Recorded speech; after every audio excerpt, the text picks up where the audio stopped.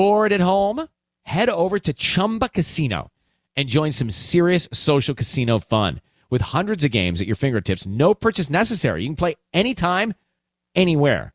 There's a special welcome bonus waiting for you when you sign up. Play for fun, play for free, and you could even redeem some great prizes.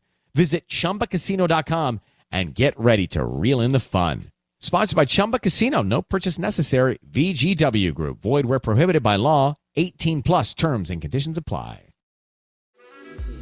This episode is brought to you by Amazon Prime.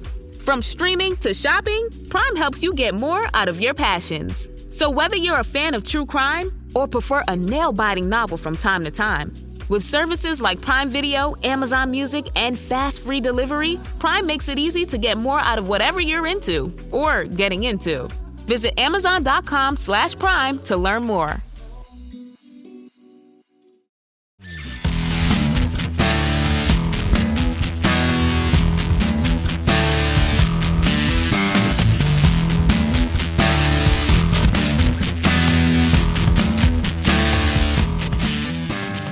Olá pessoal, bem-vindos a mais um episódio de Mil Crimes. Eu sou a Bruna e este é um mini episódio e não tem recado, bora direto pro caso de hoje.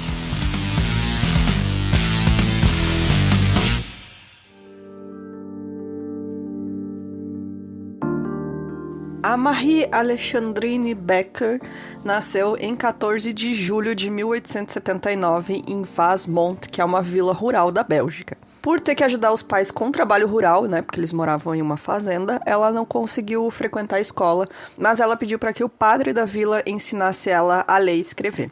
Ao completar 16 anos, a Marie foi morar com uma tia em Liège e foi ajudar essa tia que tinha uma loja de cordas. Então, no ano seguinte, quando ela estava com 17 anos, ela conheceu seu primeiro namorado em uma festa de feira popular, assim, e era um rapaz da mesma idade dela, chamado Ian. E em 1900, quando ela tinha 21 anos, ela começou a trabalhar em uma oficina de costura. E ela se deu muito bem lá e ela também chamava muita atenção porque ela era muito bonita e muito simpática. A Marie, ela conquistava qualquer pessoa, principalmente homens. Ela realmente gostava muito, muito da atenção masculina. Ela flertava com vários homens, ela adorava. Durante a Feira Mundial que aconteceu em Liège, isso aconteceu em 1905, ela conheceu o homem que se tornaria seu primeiro marido, um homem chamado Charles Becker. Nessa época, ela já tinha uma vida confortável, bem estabelecida, ela já tinha largado a vida de vendedora na loja de costura e conseguido promoções para se tornar gerente de uma loja de roupas. Então, a Marie, ela era independente, ela morava sozinha e frequentava áreas mais elitizadas, onde ela dava seus conselhos sobre moda. O Charles Becker, ele era um cara um pouco mais velho ele já tinha 2 filhos adultos e a família tinha uma serraria onde todos eles trabalhavam. Eles se casaram em 1906 e a Marie se mudou para a casa do Charles, que ficava ao lado dessa serraria. Mas, assim, logo começaram os problemas, porque família grande, né? Então, ela não se dava bem com a nora do Charles, que era casada com o filho mais novo dele. Elas brigavam muito. A Marie seguiu a sua vida agora como dona de casa. Ela parou de trabalhar. E, eventualmente, ela dava umas escapadas e tinha relacionamentos extraconjugais, porque, afinal, ela não deixou de gostar da atenção feminina. Então, masculina, desculpa. Então, a Marie, realmente, ela não tinha freio. Então, ela tava levando essa vida aí, ela ajudava, né, no negócio da família, mas era dona de casa agora. E aí, quando ela chegou aos 53 anos, ela teve uma crise ali de meia-idade, né? Nessa época já não é meia-idade, ainda não era meia-idade, né? Já é idade avançada. Ela tava infeliz. Então, ela percebeu que ela não gostava dessa vida dela de dona de casa, ela já não gostava do marido. Ela não tinha emoções em sua vida.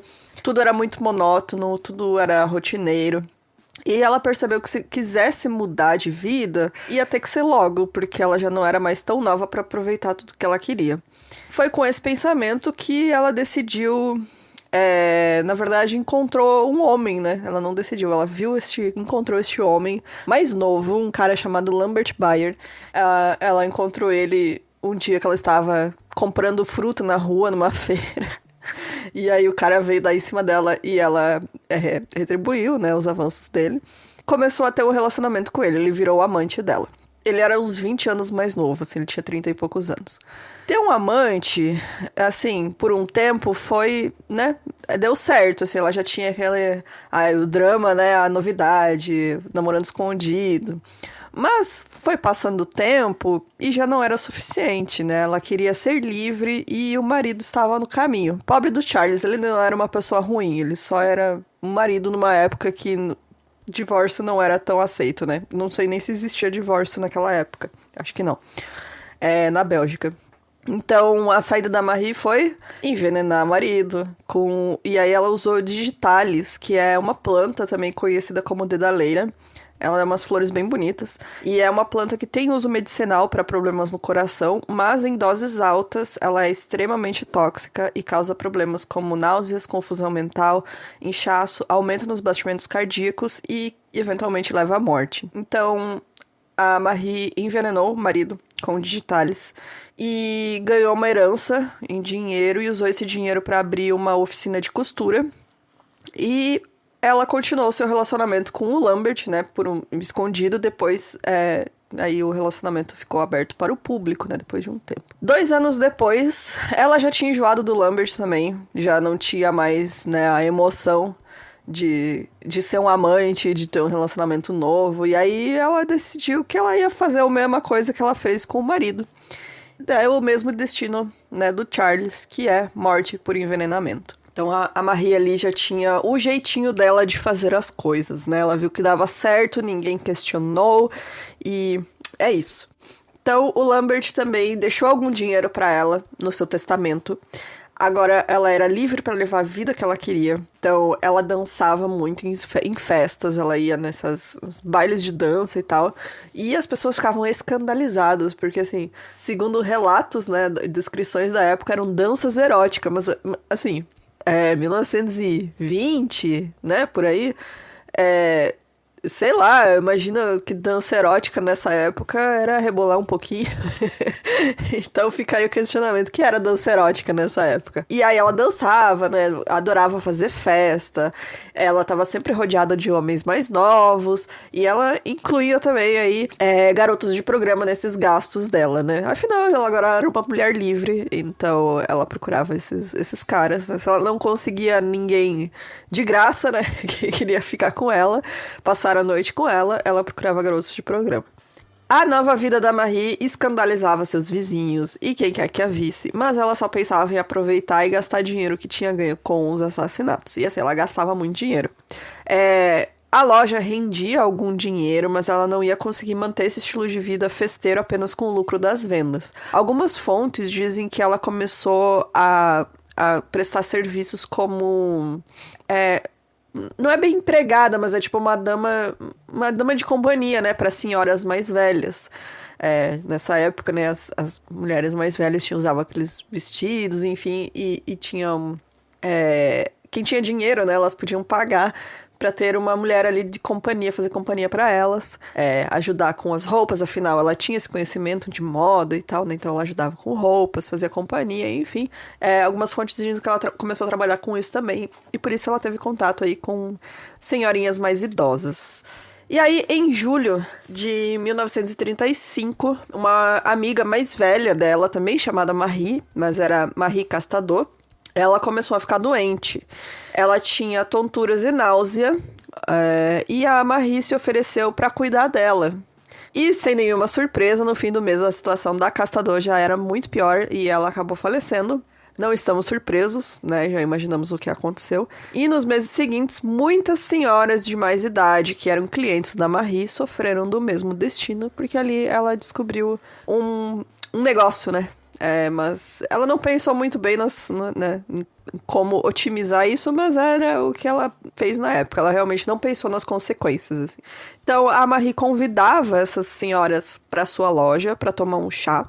E esse chá ela envenenava com digitalis e logo a vítima ficava confusa e tonta. A Marie aproveitava a oportunidade para roubar o que ela conseguia. Antes da pessoa morrer, ela ajudava a pessoa a voltar para casa para evitar suspeitas de que ela é quem era responsável pela morte daquelas senhoras idosas. Mesmo assim, era suspeito, porque ela chegava com a pessoa, com a senhorinha passando mal, largava na casa, algumas horas depois a senhorinha morria. Então, né, uma hora as pessoas vão perceber o que você está fazendo, Marie.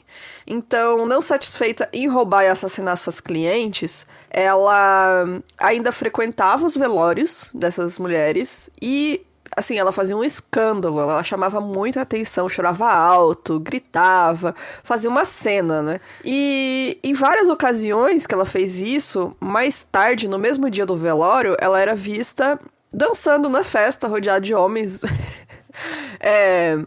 assim, de modo sensual, né, como eles diziam na época, rodeada de homens mais jovens, o que já era um escândalo por si só, e gastando o dinheiro que ela tinha roubado destas senhorinhas.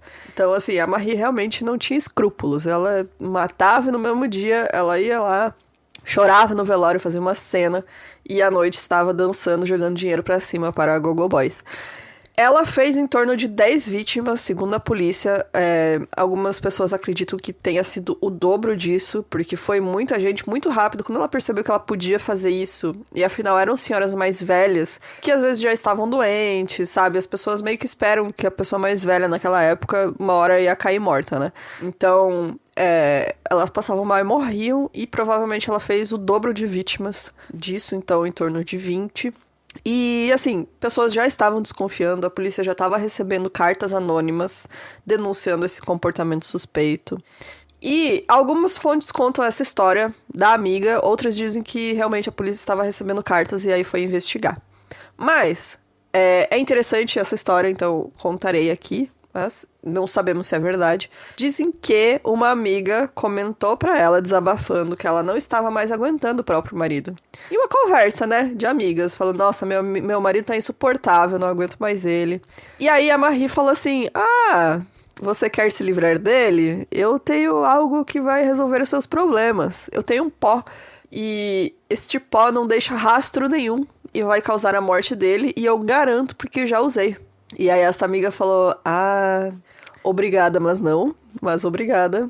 E saiu de lá e foi direto pra polícia. Então, ela denunciou o que a Marie falou sobre o veneno. E aí, com esse depoimento da amiga e as cartas, a polícia tinha motivos suficientes pra prender a Marie e exumar os corpos do seu ex-marido Charles e algumas de suas clientes. Ao contrário do que a Marie acreditava, sim, era possível ver traços do veneno nos corpos. Eu acho que a diferença é que, porque não era um veneno tão ousado, quando a pessoa morria por conta dele... não era feito teste, né, pra ver. Então não procuravam sinais de que era envenenamento, né, mas se procurasse, estava lá. Então foi isso que eles fizeram, exumaram corpos, muitos corpos foram exumados. E... além disso, foi feita uma busca na casa dela, que a polícia encontrou facilmente joias, roupas e objetos pessoais roubados das vítimas. Além de uma garrafa de digitalis, de veneninho. Então, ela foi acusada de assassinato e levada a julgamento, onde ela nem tentou alegar inocência. Algumas fontes dizem que ela tentou, outras dizem que não. Dizem que a Marie, na verdade, descreveu várias das mortes de suas vítimas e comentou como tinha achado algumas delas bonitas, ou que pareciam um anjo se afogando em chucrute. Palavras dela. Ela foi julgada em 7 de julho de 1938 e no dia seguinte foi considerada culpada de 11 assassinatos, 5 tentativas de homicídio, roubo e falsificação e recebeu uma pena de prisão perpétua. Na época não existia... Eles até condenavam a morte, mas era imediatamente... Como é que fala? Não lembro a palavra específica, mas imediatamente mudada essa sentença para a prisão perpétua, porque não havia pena de morte. Então, a Marie, ela ficou presa o resto da vida dela. Ela morreu de causas não divulgadas aos 62 anos de idade, enquanto cumpria a pena na prisão de Forest, em Bruxelas. Nessa época, a Bélgica estava ocupada pela Alemanha nazista. Então não se tem informações, não tem documentação, não tem nada do que revelando, né, detalhes sobre a morte dela.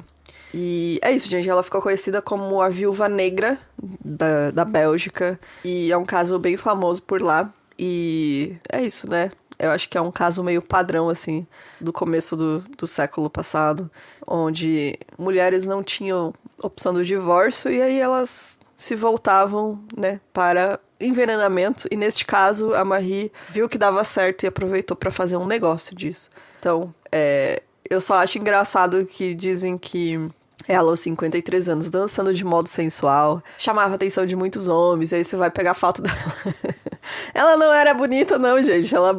Quando ela era nova, ela era ok, né? Mas, enfim, imagino o padrão de beleza da época era bem diferente. Então, por isso é interessante ver as fotos dela.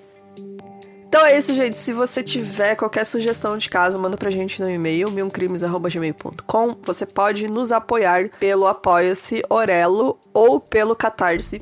Você encontra todos esses meios no nosso site, milcrimes.com.br. E aí você tem acesso aos episódios do Mil e Um Filminhos, que são exclusivos para apoiadores. Você também tem acesso às gravações dos episódios principais no nosso Discord. E também, essa semana, vai ter o Mil e Um Vampiros, que não saiu semana passada, mas vai ser esta semana, exclusivo para apoiadores, e daqui a um mês vai ser colocado no nosso feed geral também. E se você já nos apoia, quer saber como escutar as gravações, é só entrar lá no nosso Discord, vai ter certinho lá explicando como você pode fazer isso, tá bom?